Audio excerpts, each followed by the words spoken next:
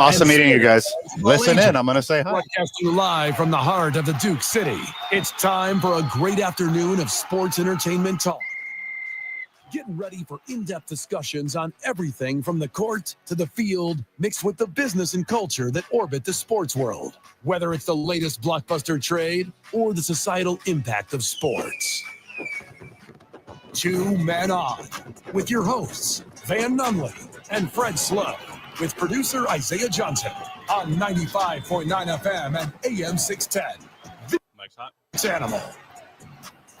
Hey, yo. What it is, Duke City. Welcome to the program. Welcome to 2 Men On. Welcome to 95.9 FM, AM 610, The Sports Animal. It's a Fredless Thursday as he is preparing the Rio Rancho Event Center for Duke City Championship Wrestling. If you don't have your tickets already, get out there. Doors open at 6. A insanely young, talented band will be warming the crowd up. Introductions at 6:45. Show goes live at 7. Get out there. It's the best entertainment you can get in Albuquerque, New Mexico, or Rio Rancho, New Mexico, where it is this evening. I, of course, am Van Nunley. Like I just mentioned, there's no Fred Slow with me today as he is, putting the ring together, checking cameras, checking lights, oiling up wrestlers. I don't know whose job that is. I'm assuming it's Fred's. I'm assuming like that's why he created the whole organization in the first place, just to, lube up a bunch of muscly wrestlers. You know what I mean? But lucky for me, I got Mr. Everything here at Sadie's on 4th Street. One Gilbert Sanchez back on the program. Gilly baby, how you doing? It has been a week, but we're here. We got you here, so it's a good day. Anytime I get to see you, just face that, because we're face to face right here. Okay. You can't see it, but just being in your presence is always a good thing. I'll take things my father never said for 400, Alex. Come on. It's always amazing being here at Sadie's on 4th Street. Great food, great service, sexy margaritas. Well, what's the hotness here at Sadie's, Gilbert? Okay, so we're back. We got the holiday, and we are pushing the red chili over gravy. Oh, next week. We're a week away. Let's go. Right? A week away. So we're excited about that. Come on down, get some red chili. Stop at your local grocery store. Pick up a nice jar of Sadie's red chili sauce. You can get it anywhere. You can get it just about anywhere. Let's be honest here. You should come here to Sadie's on 4th. I'd love to see you. Get you a nice, fresh-made dinner from your hard-working kitchen back there. And then get you some red chili to go. But you can get the red chili anywhere. You get it anywhere. You can come get it. Yes, straight from the restaurant. Or just check your local grocery store. Pick up a jar of everything. You get some hot salsa. Get some not as hot salsa because your mother-in-law or your father-in-law probably doesn't handle it. That's okay, and that's fine. That's fine. You probably got some family who used to be UNM athletes. They can get some Lobo salsa in the grocery stores as well. We know you love the bags of chips. I do. We got Sadie on the bag of chip there, the cartoon character that you're so fond of. Smoking hot cartoon Sadie. Show that it is unfair. It's how smoking hot cartoon Sadie is. It's crazy how she turned out. She is present in both my dreams and my nightmares. Really? Yeah. Oh man. But yes, anywhere. Get some margaritas too. We can't let you walk out with margaritas out of the restaurant, but you can walk into a grocery store and find a nice 4-pack of Sadie's margaritas. Do you like a special holiday cranberry margarita or something like that? You getting a little weird with it? We're gonna put out on social media. You should be seeing some nice holiday mix-ups with our margaritas. So we're gonna teach you how to what would it be? Christmafy? Xmify your margaritas. Add a little bit of cranberry juice. You can add a little bit of some cinnamon, some apple syrup potentially. Ooh, yeah. Okay. And be looking out next year. We had a great meeting today. Looking out next year, there are going to be some fun new canned margarita flavors that we're going to launch here soon. So we gotta look at that. no teasers, no spoilers. Like we're not ready for that yet. These are going to be some fun. Just be looking out for the summertime and the holidays next year are going to be fun for us. Ooh. You know, Gilbert, I think the word you were looking for is festivized. Festify? Yeah, you like that? Yeah. Festivized. Festivized. Yeah, Okay. Festivized. That's it. That's all right. I like a man who needs no introduction, Isaiah Zay Johnson, back at the studio. How's it going over there, my friend? It's going pretty well. I'm upset I have to miss the entertaining Duke City Championship Wrestling tonight but there is, a positive. You got men's Lobo basketball coming on tonight. Yeah. So I got to make sure that runs smoothly. You're a straight up pro, Zay, because that is a fantastic segue. As we're having voice of the Lobos, Rob Portnoy, join us at 5 o'clock on the dot, talking a little both Lobo football and basketball. So we love having him on the program. Yeah, Robert's always good for it, and he definitely knows his Lobos. Oh, unlike any other human being in the history of existence, he knows his Lobos. Yeah. He's a one-stop shop. He's a walking encyclopedia, Lobotanica. Lobotanica. Yeah, he's very good. All right. Seems like the end of an era in New Jersey as the New Jersey Giants have officially put Daniel Jones at the back of the bench. He's not the backup. He's not the emergency. He's just some guy with a clipboard now. As the Giants have said, Drew Lock, who I think is a competent NFL quarterback.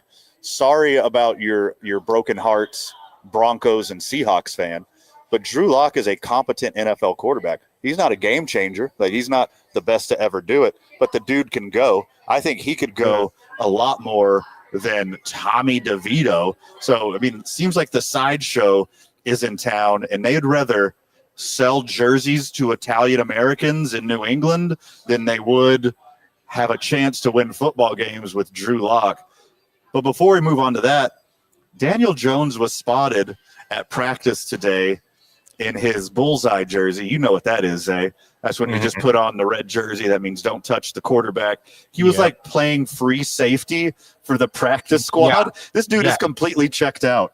Well, so he was actually put at safety by the coaches. And, the backstory to that is what happens is, usually in NFL, there's practice squad, so this should never happen. But usually on offense, you'll be out there getting looked. You'll be going over different things.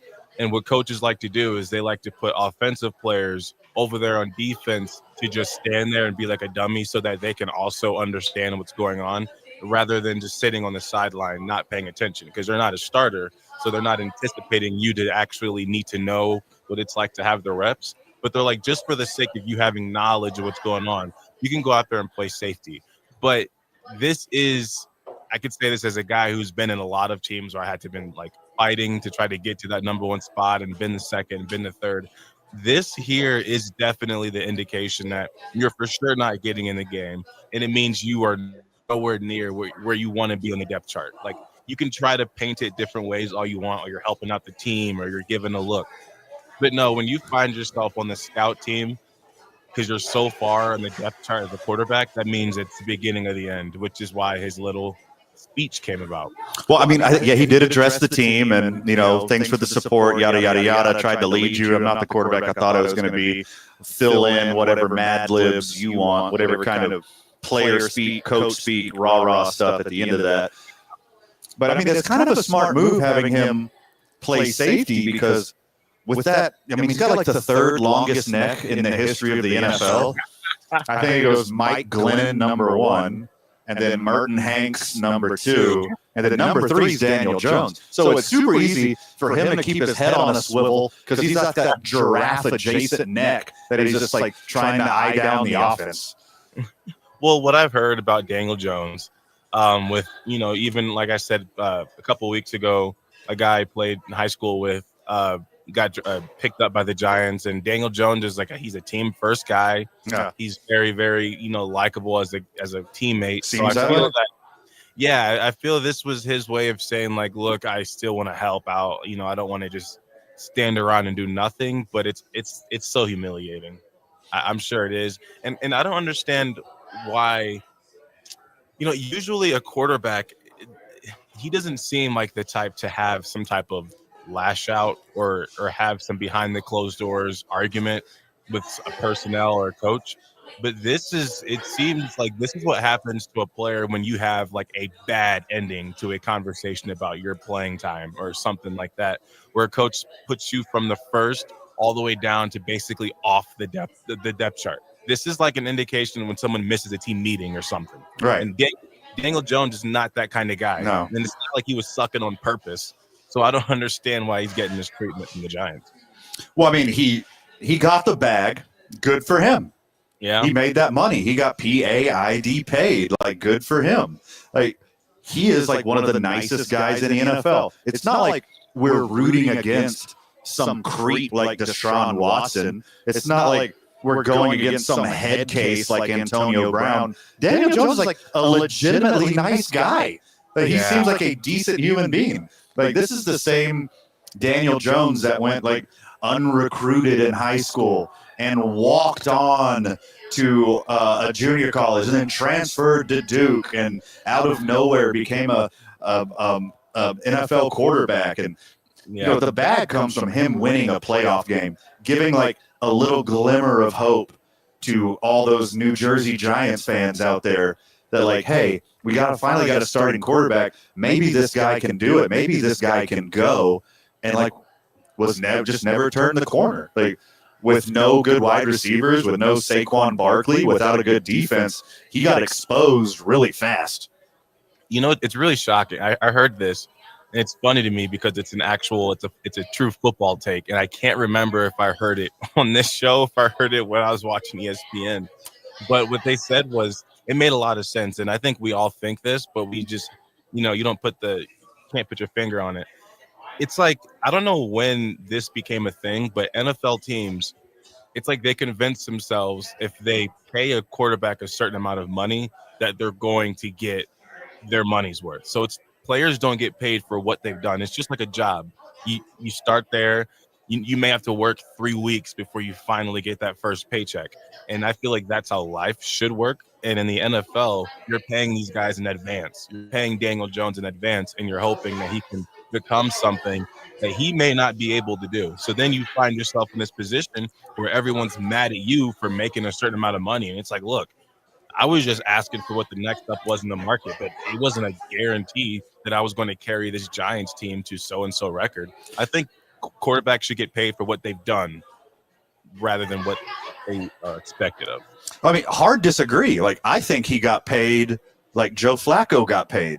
Like, Joe Flacco went on a career-defining run and played the best 4 games of his life in a row and won a Super Bowl for the Ravens, and they just backed up the Brinks truck. I think that's the same thing for Daniel Jones, just to a lesser extent.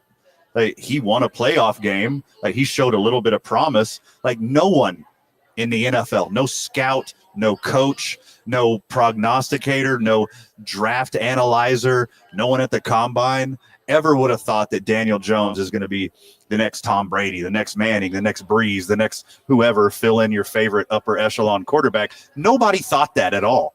But like, they all thought that he'd be a competent NFL quarterback. And then once all the good players jumped ship like rats on a sinking ship in the middle of the Caribbean and left New Jersey, Daniel Jones got exposed. And you're like, oh crap, this is what we had the whole time? Yeah, exactly. And I think there was hope. Maybe it's because of the look-alike, especially in the helmet. I mean, he looks very similar to Eli at one point. So I do think there was hope that maybe he could be like an Eli. Oh, okay. We all look alike now. I see, Zay. That's how it is. Okay, no, every skinny white guy looks alike. No, there's a picture of Daniel Jones with a helmet on. They're like, the Giants literally found an Eli Manning clone. And, I think Eli's success, because Eli, without his 2 Super Bowl wins, I mean, I know it sounds crazy to say that, but for him, it really makes sense. Without the 2 Super Bowl wins, runs, really, I don't know if we view him where we actually view him right now, because he had some terrible seasons, but then he beats Tom Brady twice. So it's like, what can you say about him? And for Daniel Jones, I think it's that playoff game, yes. But also, I think a lot of us NFL fans, and especially Giants fans, we're hanging on that one long run he had when he had like the fastest miles per hour in the NFL. I think when he had that run, we're like, okay, there's potential with this guy.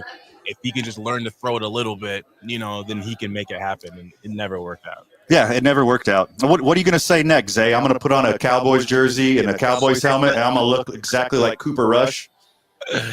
Wait, crap. I do exactly. Oh, damn it. Bad point. Never mind. Strike that, reverse it. When they show his face shot, he's smiling. You guys do have similar smiles, right? Everything else aside, just the smile. You guys got similar smiles. Okay, well, Cooper Rush is slightly more gingery than me, slightly more fit and athletic, which is hard to do with this Adonis right here. Am I right? I don't know if he's the most fit guy. You'd think so. He's a professional athlete. He's fit. Yeah. He's not a relief pitcher from the 80s, eh? You got more of a Dalton. Oh, you think I'm more Andy Dalton? Yeah. I'm looking at Cooper. I've never seen Cooper Rush without the. You didn't know what he looked like without the helmet and jersey? He's got a lot of neck action going on, too. You were hating on. Look at this neck. Well, that's why I wear collars. They got a lot of giraffes in the NFL East. They do work on their necks. Yeah, there are neck exercises. There are a big neck program. The boys are live at Sadie's on 4th Street. Get down here. First marg on me. What? That's a deal right there, friend of the show. You come here, have a nice meal. Prepped and cooked and delivered by Gilbert Sanchez himself. I'll take it. I will deliver it. I might even cook it for you. I will get you a marg on the boys. More sports and sports adjacent talk when we get back. You're listening to 2 Men On 95.9 FM AM 610, the Sports Animal.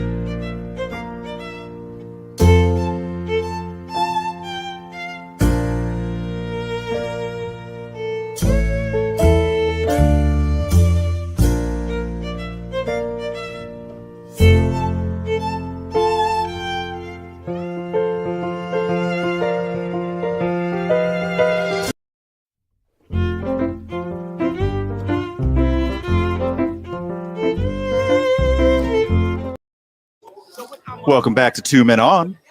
Welcome back to 95.9 FM AM 610, The Sports Animal. One Van Nunley here, one Gilbert Sanchez, well, my best friend joining me here at Sadie's on 4th Street. Zay Johnson back at the studio. Gilly boy, you're an NBA fan. Like you got your ears to the street. Like you got the chalk on the chalkboard. Like you're the man in the know. You're basically Two Men On's Adrian Wojnarowski. Well, I don't know about that. I enjoy the drama of all sports. Let's put it that way. If there's drama, count me in. What would 20-year anniversary of? Is it 20? How many years? I forget how many years the Malice in the Palace just passed. Last year would have been 20th. Feed me that. Give me that. That's what day. you're into. Give me that. You want a new Malice in the Palace? That's what you're craving. Someone lose it. Come on. I know who's going to lose it. We're talking about this. Like I love how like on this program, like some of the off-air conversations are more fun and spicy. Like by the way, like we'll have a Patreon to get you in front of the show to our off-air commercial conversations soon. We've had a lot of requests for that, and we're working on that in the new year.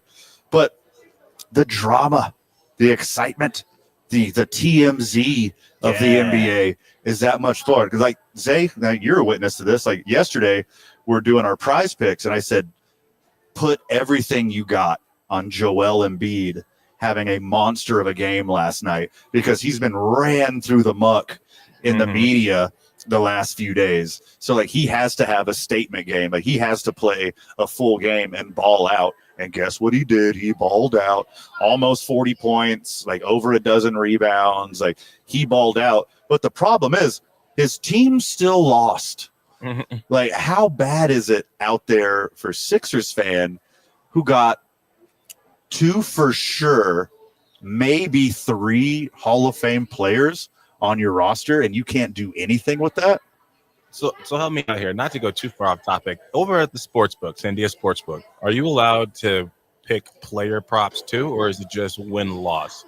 Well, it depends on the sport, depends on the game, but yes, they have tons of player props at the sportsbook. Okay. Because if you can go and do something like pick the Sixers to lose, but the star player to ball out, that's easy money. Yes.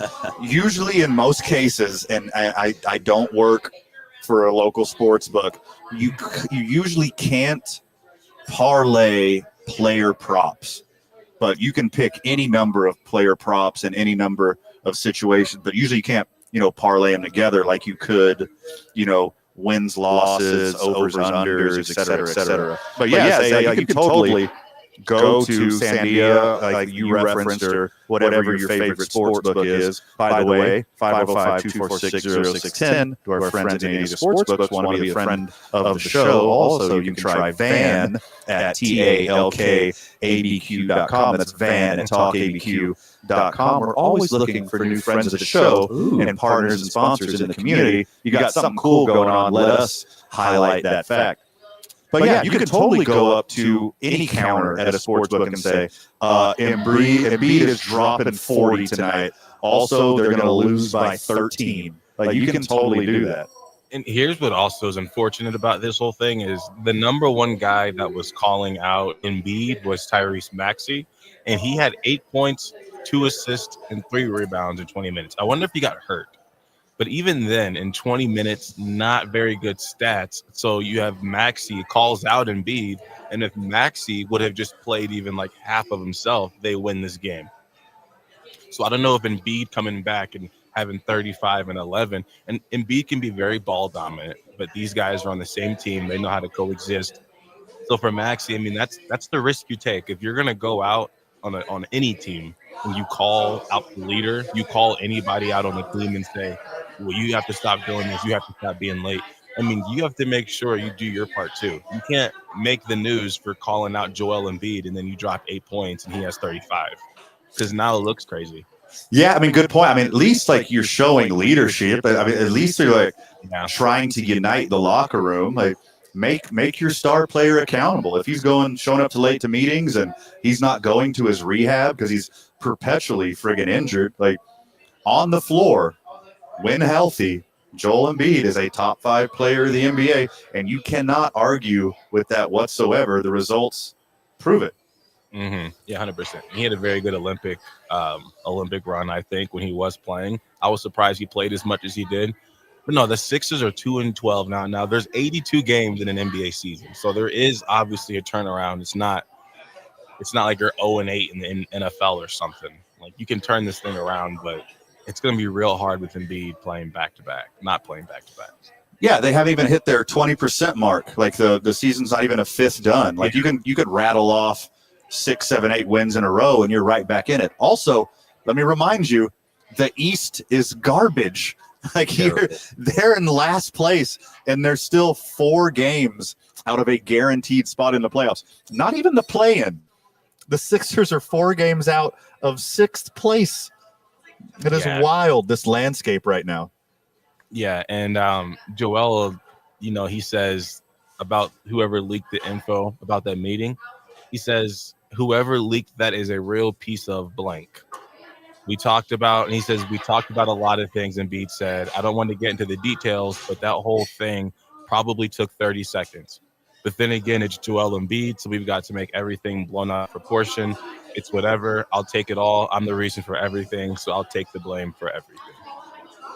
I mean, it was probably Paul George. I mean, why wouldn't it be? Like, he went specifically to go play with Embiid, and now Embiid's not on the floor. And until last game, the first 3 games that Embiid played, he was hot garbage. Like, he's not helping his team when he's on the court, and he's not on the court. Like, he didn't look like Joel Embiid except for last night only all season. Zay brought up the stats for the teammates. I don't think Embiid makes his teammates better. Maybe that's his issue. Like, 35, 14 of 14 from the free throw line. But what did anybody else do? 2 assists, 11 rebounds last night. Yeah. Like, what does he do to make his teammates better? Maybe that's what they're looking at him as. You're late and you don't make us better on the court. Yeah, pass me the ball when I'm open. What good are you? Cool, go put up 35. Yeah, and we'll lose. I mean this with all respect to my favorite player of all time, Kobe, but he's he's like a center. He's like a center version of Kobe, which is really bad because at the center position, like, everyone else kind of freezes when you have the ball. Like, if you're a center and you're an ISO, everyone else has to sit there and just wait to get the pass. Whereas as a shooting guard, you can still maybe pass out of a double or, create something. Embiid, when he gets the ball, although it's obviously very successful at times, everyone else has to freeze and wait to see, what he's going to do. And the only way he can make anybody better is by passing out of doubles. And he doesn't do that very often. I think he should take a page out of Joker's book. Oh, I mean, it's hard to compare yourself to Novak Djokovic. Did you hear me? Oh, my gosh. To Nikola Jokic. Okay. That's just every Eastern Bloc Balkan player is the same person, I guess. You can't compare yourself to that because he's like one of the best facilitators, not in the NBA now, of all time. Another guy we told you to watch was Wembanyama, and you have not been able to watch him.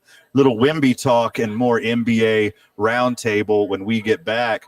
4:45, Zay's talking Cowboys in his Cowboys Corner. 5 o'clock, voice of the Lobos, Rob Portnoy, and we give you our Thursday night football preview. You're listening to 2 Men On, 95.9 FM, AM 610, the Sports Animal. This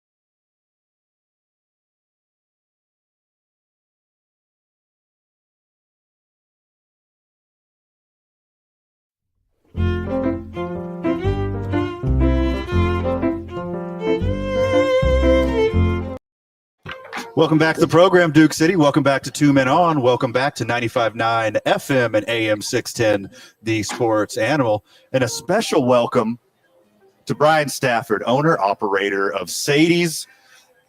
What a dude. What a job you have. You just get to fill yourself up on salsa and drink margs every day. Like, this is the dream job of all dream jobs, my dude. Yeah, you can tell. Yeah.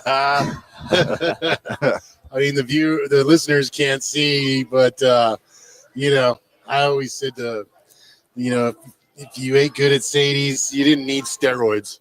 Nice. So Brian Stafford, owner operator of Sadie's, joining us. Also Gilbert Sanchez, Mr. Everything here at Sadie's on the program. You know him, you love him. Zay Johnson back at the studio, one Van Nunley here right now on the mic. So Brian, this has been a family-owned business for, 65 years and counting? Is that right? 70 years. 70 years and counting. Don't shortchange us. Hey, I'm what sorry. are you doing? The man himself is here. So, the Sadie's poster that I have on my wall is 5 years old. Like, that's why. That's why. I had the 65th anniversary poster on my wall. So, you guys are getting ready for the holidays, Brian. Like, this place is always rocking. Thanksgiving season, Christmas season. Like, are you expecting like a record Thanksgiving and Christmas season here at Sadie's? You know what? We're expecting to be pretty busy. We always are for the holidays. If we can set some records, that would be fantastic. I know we did some record sales for Balloon Fiesta. And as long as that trend keeps going up, we're certainly happy to see that. But, as far as reservations go and catering and, people calling every day about what's going on for the holidays, we're certainly looking to be very busy in the week of Thanksgiving, and then the last half of December. We always take the year out with a bang. And friends of the show, anywhere you go in town, whatever grocery store, whatever package store, whatever chili store, you're going to see Sadie's of New Mexico on the shelf. Like, I think it's the industry standard for salsa, like however hot you want it. I think it's the best in the biz. But Christmas is coming up, and you guys got the gift shop in here, and there's some awesome like New Mexico centric gifts that like anybody would love to have, right? Absolutely, yeah. We are stocking up. Haley and Jewel, who are in charge of that little gift shop, they are doing a tremendous job. We got some cool holiday. All I want for Christmas is Sadie's ugly sweaters coming out here in the next couple of weeks. We're working with a lot of local vendors. We got some chocolates coming in from some of our favorite local vendors. They're going to be in there. Some gift baskets. Yeah, there's a ton of stuff. We got some gift card promotions that we're about to start here. You're going to be able to come in and buy $50 and get a nice little $10 gift reward certificate for you to enjoy Sadie's yourself. You know what? After the holidays, you want to come in and relax and not think about a lot of stuff, because it's a taxing, busy time on your brain the holidays are. And yeah, we want you to be able to come in and enjoy yourself. So yeah, lots of stuff. Brian, on top of being like the area's most prolific chili dealer here, you're also a musician, man. You guys are rocking it on the patio here at Sadie's on 4th all the time. By the way, friend of the show, if you haven't been to the patio at Sadie's on 4th or the bar at Sadie's on 4th, it's not only great food and great drinks, you're missing out on a great atmosphere. Who do we got outside on the patio tonight? Tonight we have Erin Bent. She's a female solo artist. So come on out and check her out. She's great. Next week it's Thanksgiving, so we usually have the live music on Thursdays. Next week we're skipping because it's Thanksgiving. But then the following week on December 5th, I'll be playing out there with a good buddy of mine, Mikey Wright, who also plays with the Memphis P-Tails. And we have a little group called the Two Blue Hombres. Nice. And we do a little bit of bluesy, jazzy kind of music. My brother will come out and sing some songs with us. So come on out, everybody, and check it out. It's a great time. If you're not going to the Rio Rancho Event Center to check out Duke City Championship Wrestling, come here to Sadie's on 4th Street. Watch Thursday Night Football. Got a good division rival game for you here. Got some great music on the patio. And I don't got to tell you about the food and the drink here. Brian, you're also a Raiders fan. And I don't want to rub it in. Poor guy. I'm not rubbing it in. I'm not making fun. I'm not poking fun. But this hasn't been the easiest season on you, has it? Well, The us last Raider 15 fans. years have not been. I mean, once it's been a right. What was the last good year? 2002. Yeah, I just said it right away. Yeah, exactly. Yeah, Super Bowl against My Tampa Bay Tampa Bay Buccaneers. Buccaneers. That's right. where our center went missing in Tijuana, went on a bender, and The Bucks were the better team, Brian. Come on, don't just give me the center. I know you sign my checks, but it's almost 5 o'clock. I can be free about my opinions about your they were Raiders, right? coached by John Gruden, who was the coach of the Raiders prior Here to we going go. to Tampa. More So excuses here. that was his team. I mean, Rich Gannon, all those guys, those were his boys. So he knew right where to, play defense against Gannon. And Jerry Rice was on that team. Charles Woodson. That was a great team. Bill Romanowski, linebacker. Hey, friend of the show, Bill Romanowski. Comes Yeah. on and talks Raiders Really? sometimes. Does he? Yeah, sure. Love it. Yeah, he's still a big Raider fan. I mean, I used to go to the games in Oakland, and I'd always see him there. I go to the games now in Las Vegas, and all the Raider alumni is always at those games. Charles Woodson has his own wine, his own whiskey, and they're out there sampling it to people. So that part of the Raiders is great. The rest of it, not so much. Yeah. Whereas a Raider fan, we're always going, there's always next year. There is. Yeah, Raiders aren't going anywhere. Like I say this at the beginning of every year. I'm rooting for the Raiders every year because the National Football League is better when the Raiders are in the mix. Mark Davis looks like he's going to be in the mix a little less as it comes out today that he's willing to sell a stake of his team up to 15%. So he's looking to infuse some more cash and hopefully for your sake, Brian, spend some more money on some free agents. Is this just opening up for Tom Brady to buy more of the team? You know what? I think it might be that. Everybody's excited that Tom Brady kind of jumped in there and bought a stake of the team. He's got his finger on the pulse of quarterback situation. Sure. Kind of being, him being one of the great quarterbacks, which, we don't talk about the Tuck rule. Still lingers on. You can ask John Gruden about that. He'll still tell you today that he doesn't even understand that call. But nevertheless, Tom Brady's jumped on board, and maybe he'll buy that other 15%, and maybe he'll help start turning that program around a little bit. We starting out the year, we kind of had some high hopes for the quarterbacks, but we knew they weren't going to be the greatest. But you always want to have a quarterback that can just manage your game, just not go in there and lose it. Don't turn the ball over. Play good defense. Pittsburgh's doing that now with Russell Wilson. He just managed game. And so far, Gardner Minshew and Andy O'Connell have not been able to do that. Brian Stafford, owner, operator, and head musician here at Sadie's. Anything else for the friend of the show before we let you go? No, just want to thank Van and Fred's out tonight at the El Rey. At Rio Rancho Event Center tonight. It's Rio Yeah. Rancho Event Center. Yeah.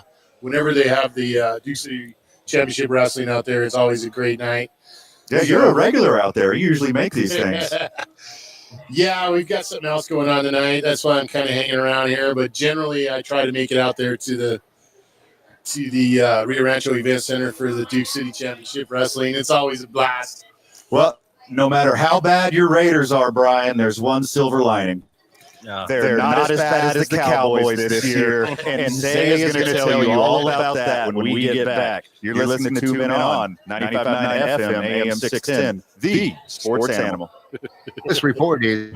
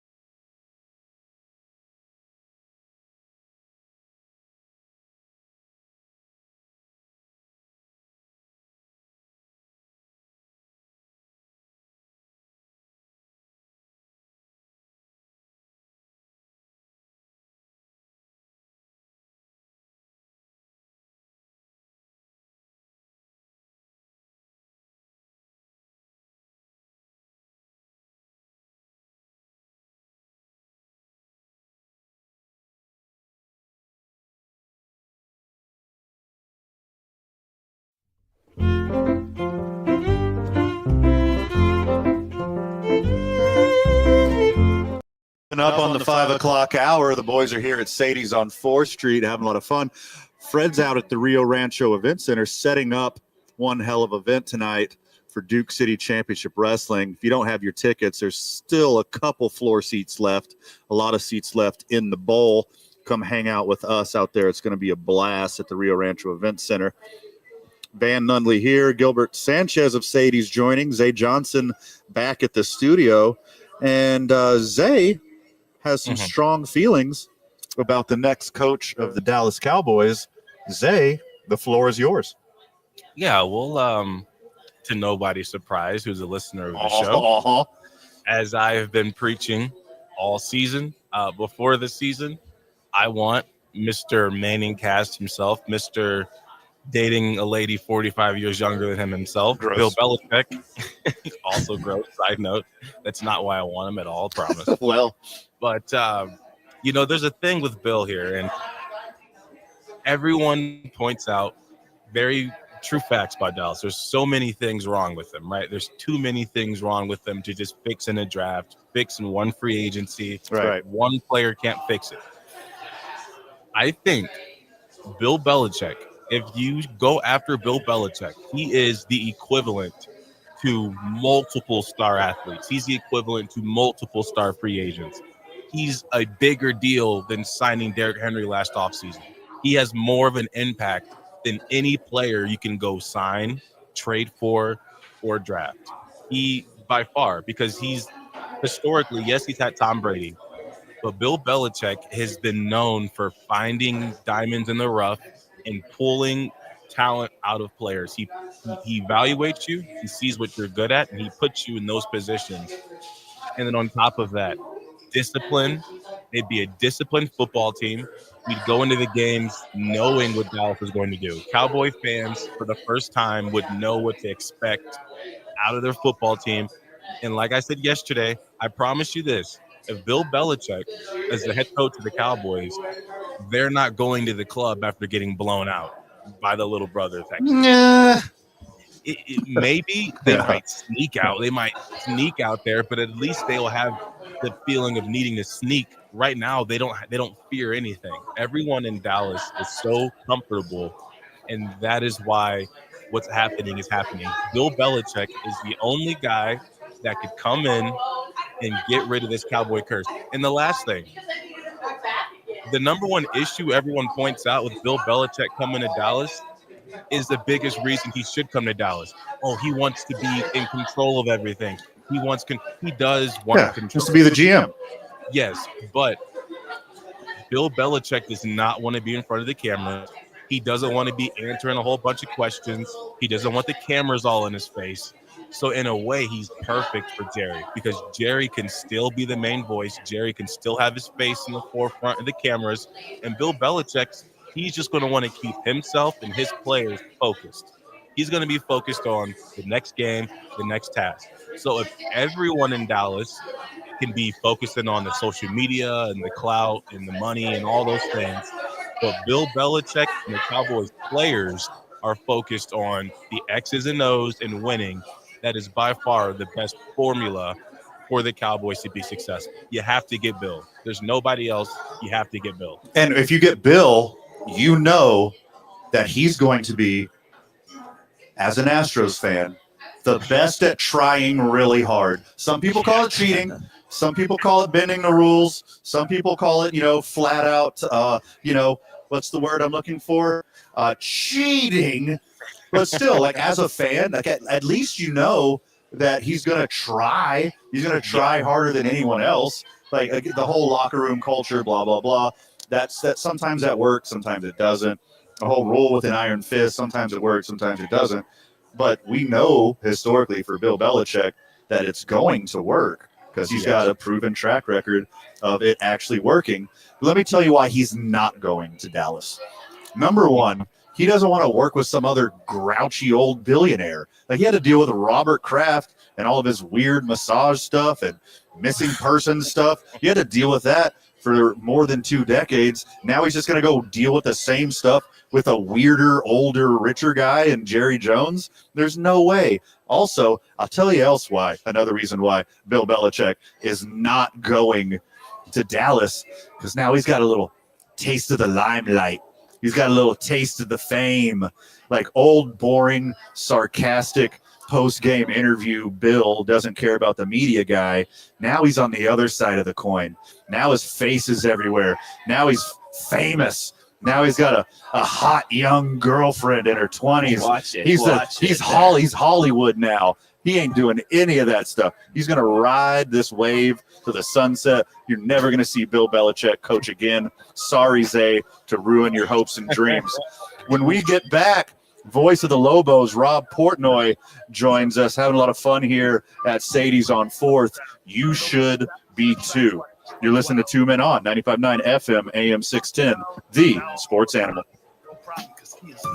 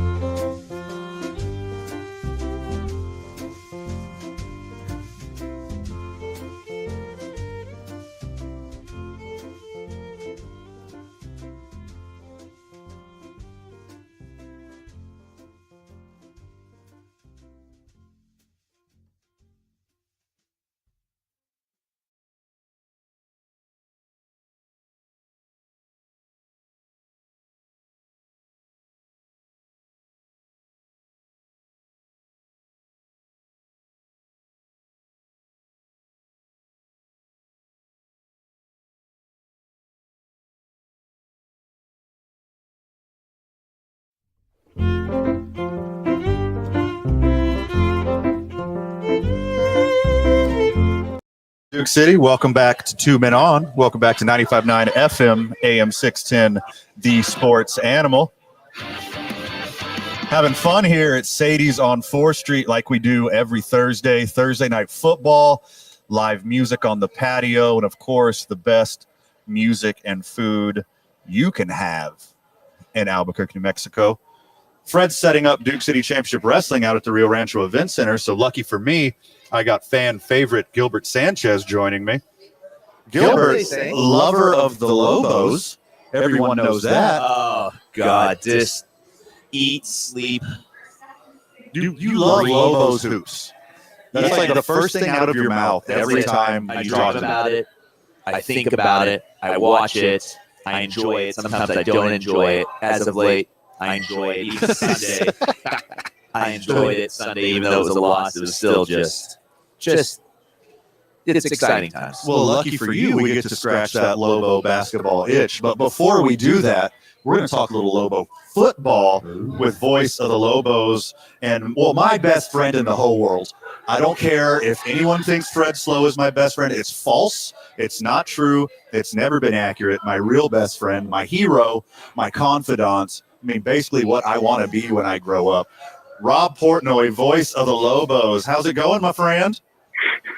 Nunley, how are you, buddy? And don't forget, there are ticks available for tonight. Lobo Hoops in the pit, baby. Oh, and that is super surprising that there's even like 10 or 12, more or less, a few dozen, because that is sold out in the pit. Because the Lobos are looking really good so far. And before we talk about Lobo basketball at the pit tonight, let's talk a little bit about the greatest football game in the history of Lobos, as they embarrass, dare I say, the ranked visiting Washington State Cougars in an absolutely top-to-bottom wonderful performance by your New Mexico Lobos. Rob Portnoy, where does that rank in Lobo history, and where does that rank amongst games you got to call? Well, it was an incredible night. There's no doubt about it. And I'll tell you what, the Lobos haven't even reached double digits in terms of victories over ranked opponents, and that's in their history. Right. So it was a legendary night. It was an unforgettable night for Lobo fans, and to have that all happen with the context of you need to win 3 out of 3 to finish the year to get bowl eligible, and to do that, to keep your bowl hopes alive for the first time since 2016. They've got a chance to go bowling. It was a pretty special night, man. I mean, we've seen a couple disappointing fourth quarters from the Lobos so far this season, given a couple away that I think they should have won, but didn't do it this time. The boys stood tall, stood together. Defense played fantastic, and when it really mattered, the offense got those points that they needed. What was the difference against Washington State versus what we've seen earlier in the season? That's exactly what it was. Coach likes to call it complementary football. It's something that you hear from football coaches a lot, and it means that the two, key. Well, in effect, there are 3 pieces, right, with the special teams. But in this particular case, you had the offense and defense working in concert. You come out at halftime down 28-14, and the other team has the ball.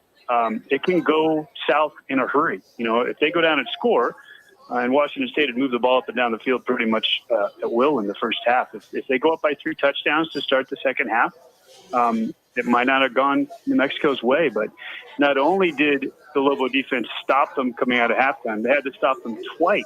Right. Before New Mexico's offense responded and got the team within a touchdown at 28-21, and then it was game on. And before you knew it, the defense had pulled together 4 consecutive stops to start the second half.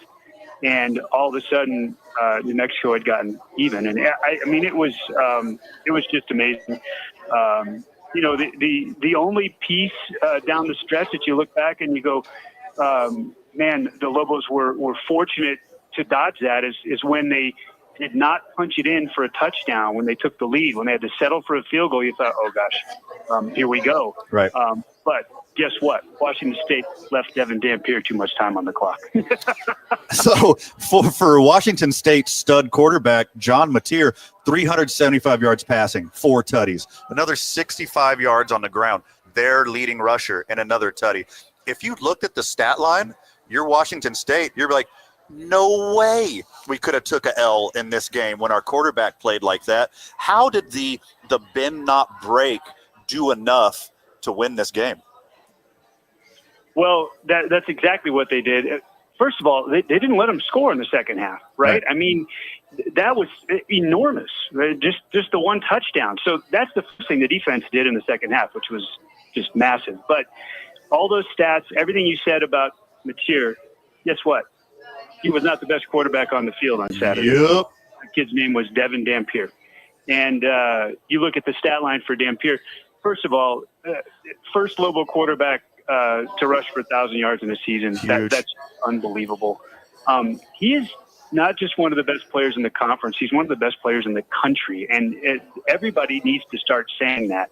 It's absolutely true. And he's playing for the Lobos. He's in cherry and silver. It's truly amazing. Yeah, can I add this little stat I saw? Ned James actually sent this to me. So there's been 5 quarterbacks that have had 2,500 pass yards and 1,000 rush yards in a season since 2016. Lamar Jackson, Kyler Murray, Jalen Hurts, Jaden Daniels, and Devin Dampier. Yo, that's a stat right there. That's a real stat. The other 4 names are literally solid NFL quarterbacks currently. Or NFL superstar quarterbacks. Superstars. You're talking about the best of the best, the cream of the crop. And when you're in the same breath as those guys, you're putting it on people. We got a bye week, let everyone get healthy, and then trying to get our 6th win against Hawaii in Hawaii. What do the Lobos have to do to make sure that this isn't a trap game, that they don't end their season on a low note? Favored to win by a lot. This should be easy work. But what is Bronco telling his guys? How is he keeping their focus? So that is not something that you have to worry about with this team, Van. There's no possible way that under head coach Bronco Mendenhall, the Lobos will not be prepared and focused and ready. Teams that they've played this year from start to finish, for the most part, have been able to move the ball. So you're going to expect Hawaii to be able to do that to some degree, and they might score some points. But the defense has shown in the back half of the schedule that they're good enough to get the stops that are necessary. And nobody has stopped New Mexico's offense. No one. And there will be no getting distracted by the surf and the sun and all of that. There's not going to be the time zone difference. There's not going to be the extra day of travel because you go out on a Thursday for a Saturday game. None of that is going to be an issue.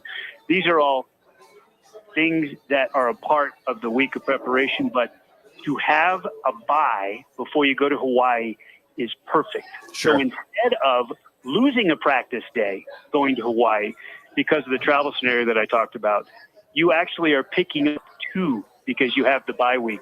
The Lobos will be ready. They will be focused. Coach Mendenhall has been down this road too many times, almost 2 decades as a head coach. He knows exactly what the processes are to put in place to ensure that his team will not, fall prey to any of that stuff. There will be no trap. If Hawaii beats them, Hawaii played its best game. That's the only way that happens. Voice of the Lobos, Rob Portnoy, joining us on 2 Men On. Segueing into Lobo basketball, young in the basketball season, but already went up against 2 really good teams, 1-1 against ranked teams. What are you seeing from this Lobo basketball team so far, Rob? Still evolving. A lot to learn still about this team. I mean, it's very, very early, but extremely encouraged about the way New Mexico has performed in consecutive weeks where they've played a top 25 opponent. They won 22nd ranked UCLA on a neutral court. They played very tough against 22nd ranked St. John's in Madison Square Garden. I think that there's so much reason to be encouraged about a revamped roster and what 24-25 is going to look like. There are things that we still don't know. Who exactly is Philip Borovichinen, and what is he going to give the Lobos at the 3 spot? I think that we've already found out exactly who CJ Nolan is. He's an experienced, battle-tested, rugged, super tough, super gritty, scoring off guard, who can actually handle the ball a little bit too if you need him to. And his role against St. John's in the second half as the Lobos made their comeback, down double digits to be able to come back and get within 4 there in the second half, he was critical. We're starting to find out what Atiki Aliatiki brings off the bench as the backup 5-man. That's just going to be really critical, I think, through the rigors of a 20-game conference schedule this year to have a solid 5-man behind Nelly. And maybe that's the thing that is most apparent, is that Nelly Jr. Joseph has taken his game to another level. Sure. Without JT Toppin on the floor and Nelly being the primary guy in those ball screens at the top of the key or on the elbow extended with Donovan Dent, it's just been absolute gold. Nelly is a burgeoning superstar, Van, and talking about superstars, potential all-conference and maybe even player of the year candidate, Donovan Dent. He's just been ridiculous so far. Well, I'm excited to watch the Lobo game tonight. I'm a little worried about Grambling State, though.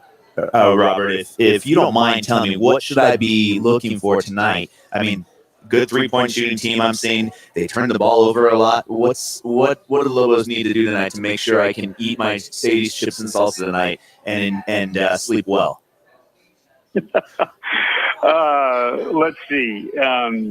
Contavious Dozier likes to go left.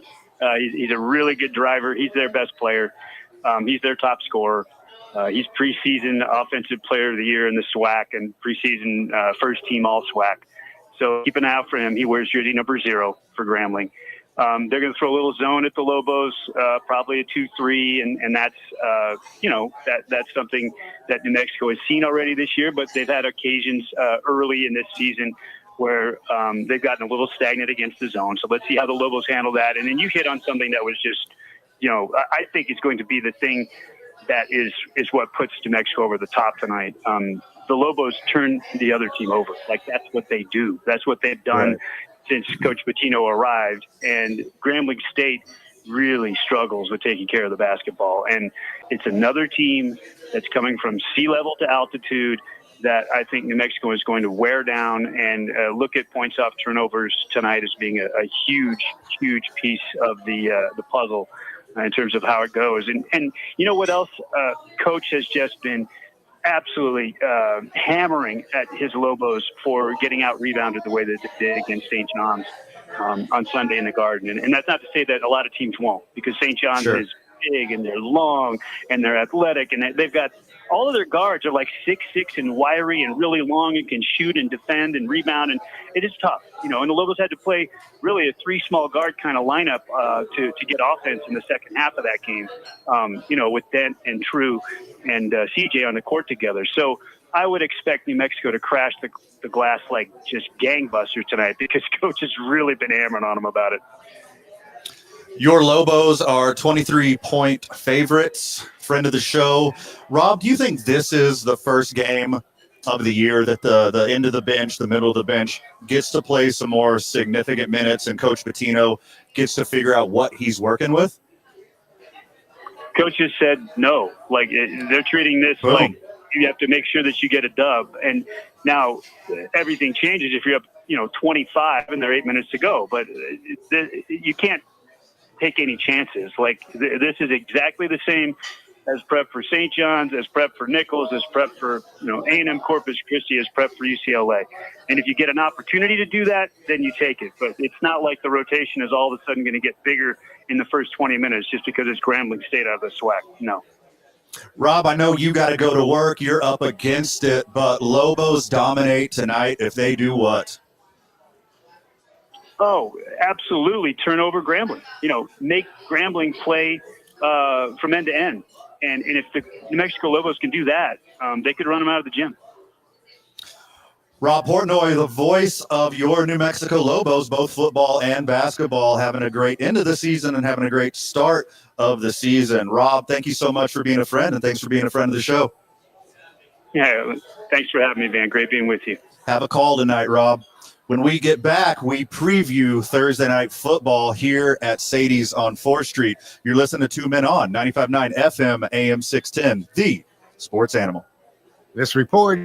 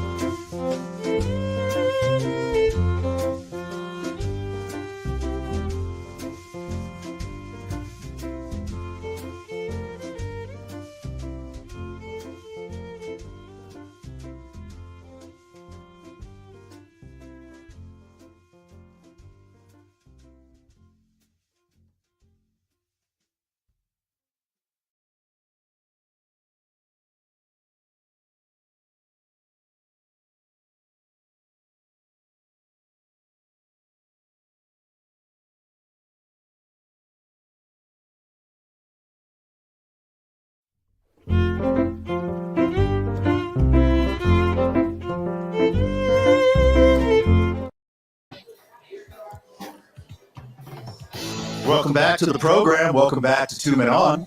Welcome back to 95.9 FM, AM 610, the sports animal. Special thanks to Voice of Lobos, Rob Portnoy, for joining us. I know he's a busy guy, and I'm honored every time that he comes on this program because I'd have him on every day. That was cool. Yeah, I'd have him on every day if I could, but he's like, Van, I got stuff to do. I can't just sit around and talk baseball with you. I can't just sit around and talk golf with you. I have a real job. Leave me alone. He's not the only person that says that either. We're going to have one more segment before we hand it over to Westwood One's coverage of Thursday night football. Oh, we got the music now, too. The Pittsburgh Steelers go in to Cleveland, Ohio to face the thank God Deshaun's not here anymore Browns. I got a fun fact for you, boys. Mike Tomlin is 0 on Thursday nights playing in a road division game. I know that's niche. I know that's weird.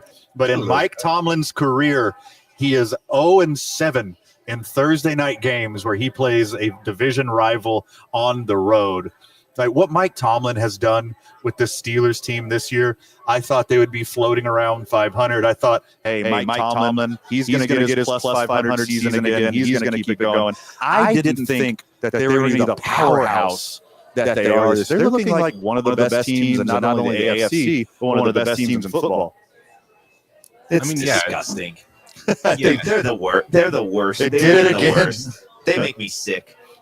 They don't make you 6A where it's just like, how do you win these? It's just they win ugly. They do. And at the beginning of the season, we were having this convo, and we thought this would be the year that the Mike Tomlin magic didn't work. Yep. And not only has it worked, it's like gotten stronger. It's gotten better. He's gotten better as far as with this football team. I think this, as of right now, this would be one of the best seasons he's had as a coach in his career. As of right now, when you factor in the talent level, when you factor in the expectation before the season started, when you factor in the quarterback changes, I mean, you can't name 5 players on this roster that aren't named TJ Watt and Russell Wilson. Oh, 100%. George Pickens. I mean, of course, Pickens. But outside of those 3 guys, I mean, I really can't. And I know the Haywards. And what he's doing with did he find the cheat code for Russell Wilson? Did he figure out that, like, I'll just ask him not to do anything and then he can do everything? Like, is this how that you should have been treating Russell Wilson the whole time? Like, in Denver, they tried to make him like a drop back, read your defense, sling at quarterback. But in Pittsburgh, it looks a lot more like his offense and his defense when he was having success in Seattle. Yeah, and I do think that Mike Tomlin, he has an element of, you know what you're going to expect when you're on his team. So I think he has an idea of what the game plan is. He knows what to practice, and what he's practicing and during the week, he's having the ability to go out into the game and just execute what they've been practicing. Whereas before, I think maybe he felt like he was having to be a playmaker always. And, you know, with all history considered, I think Tomlin's the best coach he's had. Awful weather expected in Cleveland tonight. High to mid 30s. It will be raining all game. This is going to be a gross, sloppy contest. The Pittsburgh Steelers are only favored by 3.5 on the road against a garbage Browns team. I get it's a division rivalry. I get it's in awful weather, but it seems like Najee Harris has been limping a little bit the last couple games. He hasn't been the player that we expected him to be, but 3.5 seems kind of like an insult to a team. Steelers have what, 2 losses or 3 losses? Oh, they lost to the Cowboys. Yeah, okay. The Steelers have 2 losses, and correct me if I'm wrong, the Browns have 2 wins. Is this accurate? How can a team that has as many losses as the other team have wins, only be a 3.5-point favorite. Also, Vegas, there's a pretty good reason they keep the lights on. They know what they're doing. Yeah, and what I was going to say is the Steelers, at least from off the top of my head, they don't blow guys out. They don't just run them off the field. They just make you play their version of football, and they're very good at playing that version of football. So I think just off play style, the score may be closer than what the game looks. Yeah, the over-under is a paltry 36.5, so they think it's going to be a low-scoring game, as do I. I like the Browns in this one. Not to win. I like the Browns and the points. If you can buy that up to Cleveland plus 4.5, I really like that. I think they're going to be able to keep it close.